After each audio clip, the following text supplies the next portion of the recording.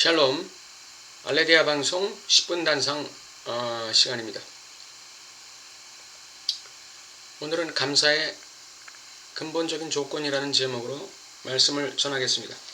고린도후서 1장 19절 20절 우리 곧 나와 실로아노와 디모데로 말미암아 너희 가운데 전파된 하나님의 아들 예수 그리스도는 예하고 아니라 함이 되지 아니하였으니 저에게는 예만 되었느니라. 하나님의 약속은 얼마든지 그리스도 안에서 예가 되니 그런즉 그로 말미암아 우리가 아멘하여 하나님께 영광을 돌리게 되느니라. 데살로니가전서 5장 18절에 보면 그 범사에 감사하라는 말씀이 있죠. 그 범사에 감사하라는 게 어떻게 가능할까요?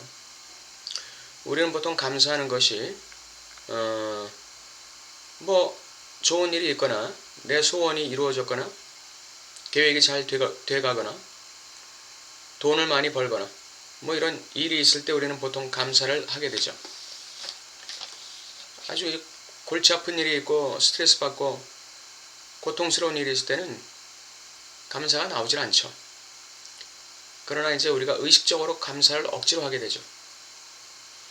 근데 이 억지 감사가 아닌 보다 자발적인 의미의 즐거운 감사가 나올 수 있는 근거가 오늘 성경 본문 말씀입니다. 그리스도 예수는 아니오라는 게 없다는 거예요. 그리스도 예수는 예라는 것입니다. 다시 말해서 예수는 아멘이라는 것이죠. 하나님의 약속은 얼마든지 그리스도 안에서 예가 된다. 이것이 바로 우리의 감사의 조건입니다. 하나님의 모든 언약은 그리스도 안에서 우리의 삶에 절대 긍정이 된다는 것이죠. 절대 예가 된다는 것이죠. 이건 결국은 하나님의 모든 말씀은 그리스도 안에서 절대적 믿음이라는 것입니다. 절대 믿음이라는 것. 긍정이란 말은 어떤 근원적인 것이 있어야 될 장소에 있는 것을 긍정이라고 말합니다. 이것은 철학적인 의미의 긍정입니다. 특히 낙강적 의미의 긍정입니다. 어린아이가 자라는데 아버지의 법, 즉 아버지의 언어, 아버지의 문화, 아버지의 세계관, 아버지의 철학, 이것이 아버지의 법이라는 한마디로 요약될 수 있는 것인데, 이 아버지의 법이 아이의 상징체계에 있어야 될 장소에 있는 것이 긍정이에요. 그것이 아이의 상징체계에 없으면 이것이 정신병입니다. 정신분석적 의미의 진정한 의미의 정신병이 바로 이것이에요. 정신분열이라든지 자폐라든지 이런 것이 바로 아버지의 법이 완전히 배제돼 버린 것입니다. 있어야 될 장소에 없는 거예요. 우리 영혼에, 우리의 심령 속에 있어야 될 하나님의 법이 제자리를 차지하고 있으면 우리는 영적으로 정상적인 인간이 되는 것입니다. 그런데 만일 하나님의 법이, 하나님의 말씀이 우리 영혼에 있어야 될 장소에 없으면 이것은 영적으로 보면, 즉 하나님의 입장에서 볼 때는 이건 모조리 정신병이에요. 영적 정신병들이에요. 영적 도착증자들입니다. 바로 그 도착증자도 마찬가지예요. 아버지의 법이 있어야 될 장소에 없는 거예요. 정신병자나 도착증자, 관음증자, 노출증자, 동성애자, 이런 것들이 모조리 아버지의 법이 부재하는 것입니다. 있어야 될 아버지의 법이 있어야 될 자리에 없는 거예요.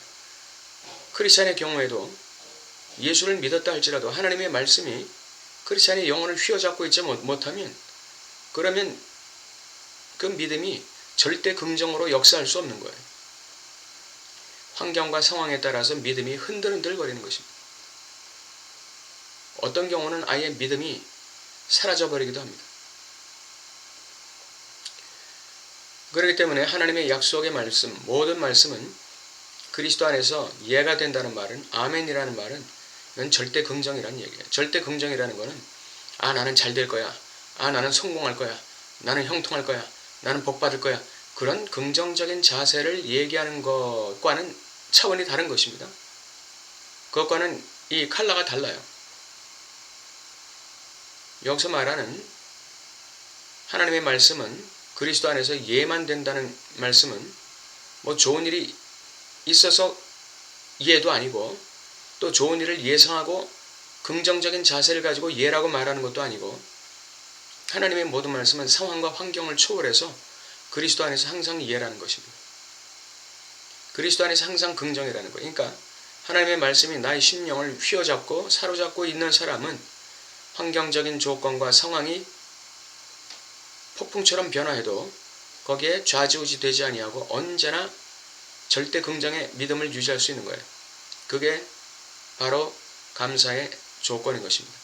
오늘 여러분과 저에게 이와 같은 감사의 근원적인 조건이 자리 잡길 바랍니다. 그것은 바로 하나님의 모든 약속의 말씀들이 나의 영혼과 심령을 사로잡고 나의 생활을 주관하는 상태. 그렇기 때문에 시편 1편 2절에 하나님의 율법을 주야로 즐거워하고 그것을 주야로 묵상하는 자가 가장 복 있는 자라고 말씀하신 이유가 바로 여기 있는 것입니다. 절대 긍정 그리고 절대 감사, 이게 가능해질 수 있는 것은 하나님의 말씀이 우리의 영혼과 심령 그리고 우리의 생활을 완전히 장악하고 있을 때 가능합니다. 그렇게 하기 위해서 우리가 하나님의 말씀을 주야로 즐거워하고 그것을 묵상하는 것입니다. 올 한 해 여러분께서 이와 같이 사셨다면 참으로 축하드릴 일이고, 만약에 이와 같은 삶을 살지 못했다면 이 한 달 동안 우리의 삶을 다시 회복하는 올 2021년 한 달 남은 기간 되시길 바랍니다. 감사합니다.